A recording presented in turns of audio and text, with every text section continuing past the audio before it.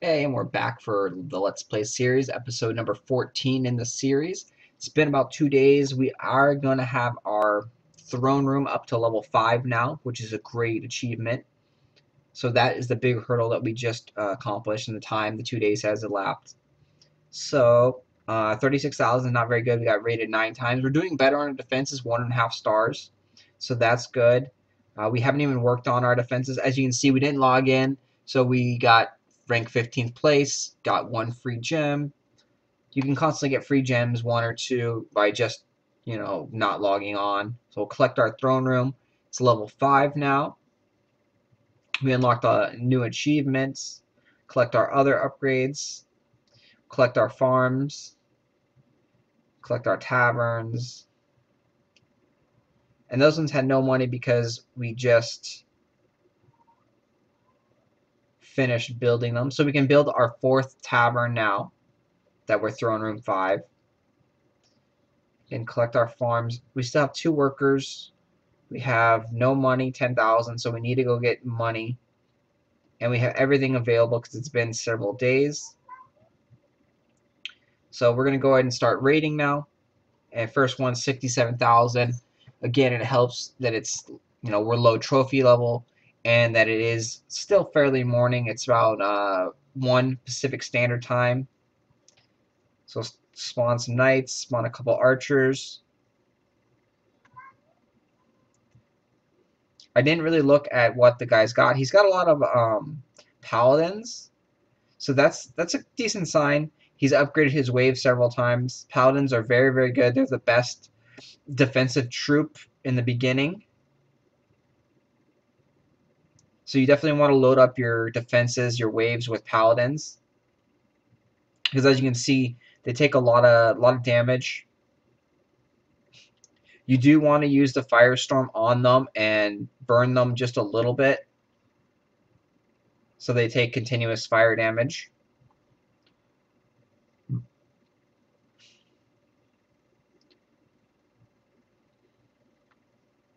So the big thing is you have to watch the bombs, since you have all these little infantry troops. One bomb will kill all the archers in 1 hit, I believe, and then they do about half damage to the knights. The bomb damage does vary a little bit based on what level his towers are. Just a general sense, the bombs, though, will kill the archers in 1 hit. So, if you're using archers at all, you really, really have to be careful of those bombs and the splash damage. But otherwise, the archers are just there for support. As you can see, you build up a big army. You have the archers in the background there so they can hit over the big horde of knights. Like I said in other videos, you don't want to have too many knights where they all just clump together and they can't attack. See, at the castle gate, it's good because they spread out. They go all different, areas and attack.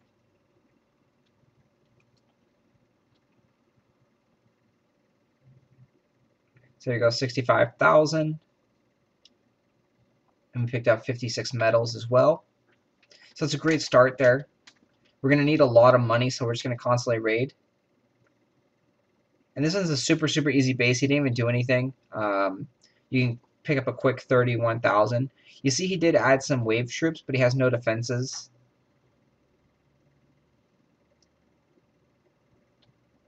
You can look in the trophies over here, actually. Our thing is done. We can upgrade it again. It will only take 10 minutes. Costs no gold, like 750 gold, which is nothing at all. We can see if maybe we can upgrade the castle gate.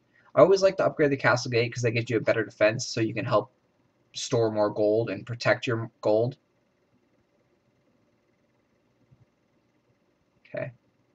So we're going to go look over here because it is getting pricey to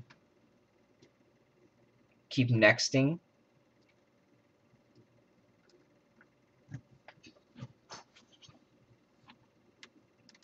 So this is one of the tricks that you can use, is you can go into the leaderboards, search over there for free, and it takes a few seconds, and then you don't have to pay the gold price for nexting.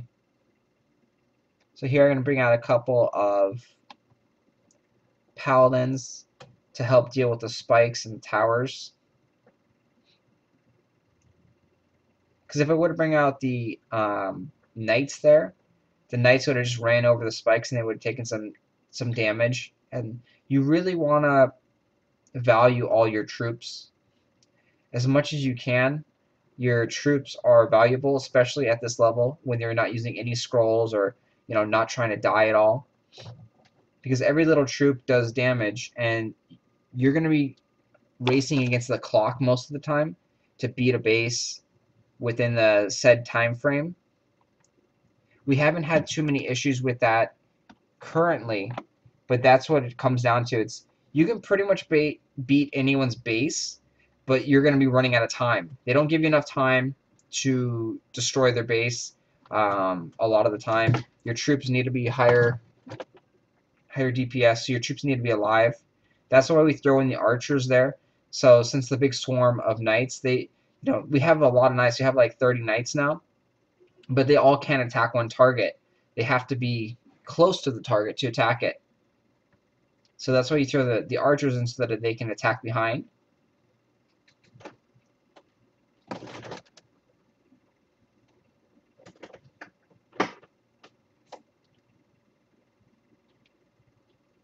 So you see the castle gate will go down shortly. And even though we did a great job there, we still had 30 seconds, on the clock, which is a lot in this game. But you can see our time, it definitely shrinks. So if there's one hiccup, one mistake in there at all, it would have shrunk down to 20 seconds or 15 seconds.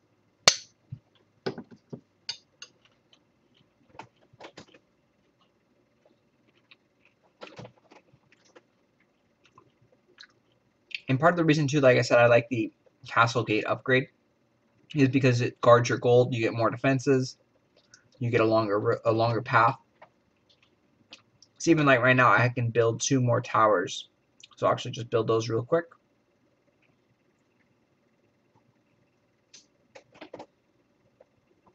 I actually had an arrow tower already available. Have another arrow tower already available.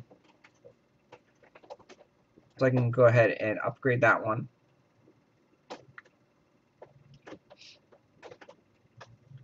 And another thing I want to upgrade, as soon as possible is the Inventor's Workshop.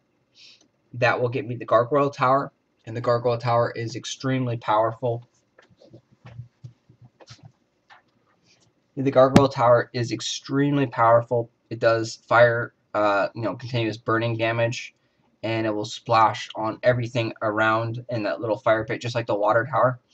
Like I said, you wanted to skip over the water tower and just focus on the bomb and the arrow towers, and then the next thing is you want to get the gargoyle towers, which is the lava one. It's extremely powerful. It has a ton of life, even at level 1. So we do need to raid more. You can see that one wasn't as good, so we're going to do a couple searches here.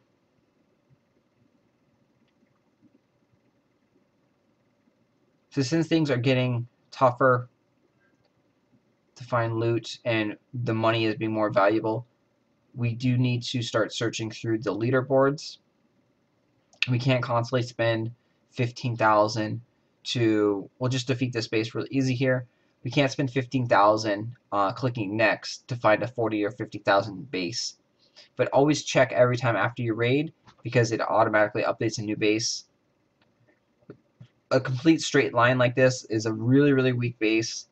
You should have no problem whatsoever defeating it, even if they have high-level troops. Like even if they have the arb blasters or the mortars, the poison mortars, you shouldn't have any issues defeating this, because you'll have a lot of time, because it's a straight line, which means your troops don't have to run zigzag all over the place. There's no way for like strategy for them to place their troops and have their archers and their ranged troops hidden behind a curved area. So a straight line is pretty much an easy victory. I just wanted to emphasize that point. We'll beat this base probably with almost a minute left on the clock, and I'm not even really trying that hard to be as strategic. It's just that easy.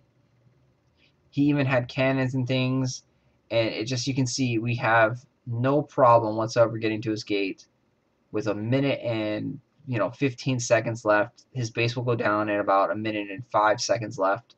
And this shows you how bad a base with a straight line is. Like, this is the absolute worst base design you can have. You want to build your path, your road. You want to make it curved. You don't want to have a straight line. If you see a straight line and it has any decent amount of loot, even if you're not the best player, best attacker in the game, you can defeat the straight line base with relatively no strategy, no problems whatsoever. And it's just easiest money you'll find. So if you're having issues fighting people that have 40 or 50,000 and they're curved like this, and sometimes you can't get to the gate, sometimes you can't beat it, look for more bases that are straight, that look very, very easy, that they didn't do any like pathway working, because those are guaranteed wins. Those aren't something you even have to think about. You can defeat those bases in your sleep. It's just ridiculous how simple it is. And those are also good practice for how to use your spells efficiently, because there are certain buildings, all the wooden structures are really weak to fire. So like the wooden barricade is really, really weak to fire. So you want to always touch it with the firestorm. The bomb towers and all the metal buildings are weak to the blunt, the hammer strike spell. So you definitely want to try and get the hammer strike used on the metal structures to do more damage. It will do double damage against most of those structures.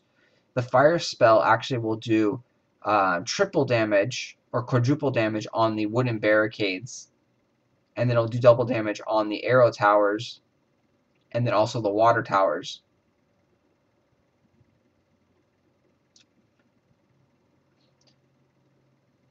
So when you see a double spikes like that, you want to go in the middle with your hammer strike and then splash both sides. Double spikes is actually fairly good once you upgrade them, because it'll take like 2 hammer strikes or 3 hammer strikes to defeat it. As you can see, the spikes there did a decent amount of damage. You really, if you're going to use them, you have to upgrade them. The level 1 or level 2 spikes aren't any good at all. You want to get them up to level 3, which is max at first, and then you want to use the Inventor's Workshop to make them level 6.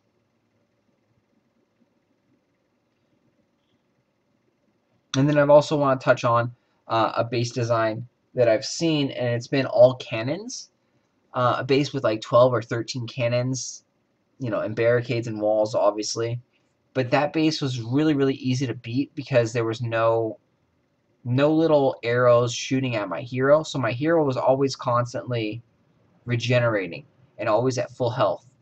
And that's something that you take for granted, is that your hero will regenerate slowly over time if you aren't taking damage. So if it's all bombs, it's all splash damage, and your hero just runs out of the way. Oops, can't build that. But the arrows actually serve a very, very big purpose of doing little pecks of damage to your hero, which stops the regeneration. Your hero has to be like standing still for about 5 seconds of not taking any damage before he starts regenerating. So if you're almost at 3 or 4 seconds getting healed, and then you get a little peck of the arrow from one of the arrow towers, your hero now has to start and wait 5 more seconds before he regenerates. The numbers aren't exact. I don't know if it's exactly 5 seconds that your hero needs to regenerate, but it's around there. So having arrow towers is critical. You don't want to use all bomb towers. You want to have a mix. I don't know what the best mix is, but you do want to have a mix here and there. Just don't do all of one type of tower in this stage. Don't do all arrow towers, and don't do all bomb towers. So and then at this stage you'll probably do want to do all blockades if you can afford it. They are more expensive. If you can't, then you go barricades, and the barricades are extremely cheap, but they're really, really weak to fire. So we'll actually pick up this one over here. And then you see this one, 1600 life, and it takes triple damage from the fire. So when it says 200%, that means it's going to take triple, because when it says 100%, it means it's going to take double. So, upgrading your defenses is very key. And that's going to do it for this episode. And I will be back with